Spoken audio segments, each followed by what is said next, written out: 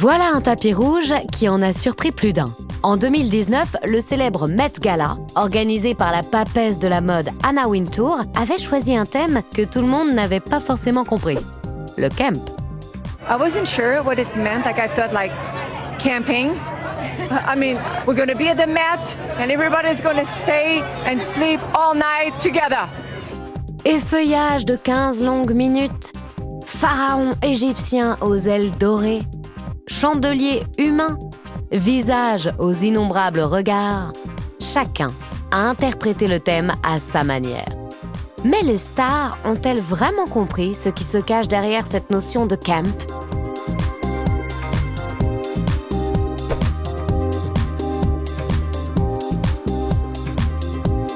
Toute ma vie, j'ai été confronté à donner des réponses et là, je pense que c'est une des premières fois que j'arrive pas à donner de réponse parce que c'est une notion hyper complexe. Kevin Germanier est couturier, adepte des mariages de couleurs étonnants et du recyclage. Les matières qu'il utilise devaient finir dans les poubelles, mais lui préfère les récupérer pour leur redonner vie. Plume à tout va, couleurs criardes, tout cela sans suivre les modes. On sera toujours has-been parce qu'on n'utilise que des déchets. Donc, par exemple, si je prends cette couleur que vous avez devant moi de cette chemise, cette couleur peut-être date de 2017. Donc, on vit déjà dans le passé. En dehors du temps, le camp célèbre son individualité en se moquant des étiquettes. Mais attention, le résumé à des vêtements serait bien trop réducteur. C'est aussi une attitude. Je pense pas que c'est que forcément dans la façon d'être habillé. On dit, là, on parle de vêtements parce que moi, je fais du vêtement, mais ça peut être les cheveux, ça peut être le maquillage, ça peut être les ongles, ça peut être l'accessoire. Ah, décidément, pas simple à comprendre cette notion de camp. Et pour cause, car comme le disait Susan Sontag, en parler, c'est déjà le trahir. En 1964, la philosophe et écrivaine américaine, proche d'Andy Warhol, s'est pourtant essayée à une définition. Dans son essai Nuts on Camp, elle liste 58 articles comme « Le camp est une manière de voir le monde comme un phénomène esthétique. Le camp est l'amour de l'exagération. Le camp incarne la victoire du style contre le contenu. Le camp est contre le sérieux, mais peut se prendre au sérieux. Le camp ne juge pas. Le camp est généreux. Le camp s'amuse. » Dans son essai, elle cite pêle-mêle Greta Garbo, actrice des années 30, Carlo Crivelli, peintre de la Renaissance, le château de Versailles, le ballet du lac des Cygnes, les bouches du métro parisien, et même le général de Gaulle, qu'elle considère comme camp pour sa gestuelle et sa rhétorique. Que sera 1968 ? L'avenir n'appartient pas aux hommes et je ne le prédis pas. Je dis toujours, les gens qui ont du style, c'est ceux qui ne le savent pas.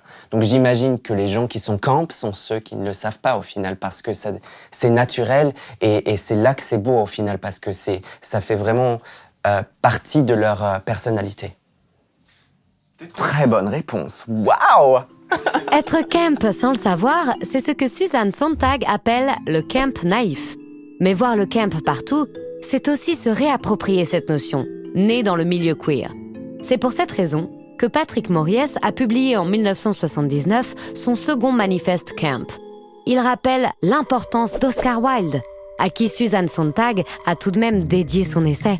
Enfermé 2 ans en prison pour grave immoralité, l'écrivain irlandais soignait son personnage de dandy, une revendication en soi. C'est une homosexualité qui ne pouvait pas dire son nom, qui est passée par le vêtement, qui est passée par le langage, qui est passée par la pose, qui est passée par la façon d'être et qui était très courageuse. C'est une façon de... moi, c'est le mot anglais qui me vient, de diffuser, enfin de désamorcer la violence ou l'agression par le jeu, l'ironie, la comédie, enfin voilà, le 3e degré. Des poses du voguing à l'extravagance de la drag queen, le camp s'amuse finalement de lui-même. Il déjoue l'insulte, il la tord, il la retourne contre celui qui la lance. C'est ce qu'a bien compris le réalisateur John Waters. Dès les années 70, il s'est fait l'ambassadeur du camp au cinéma, mettant en scène une drag queen inoubliable, Divine. I am divine.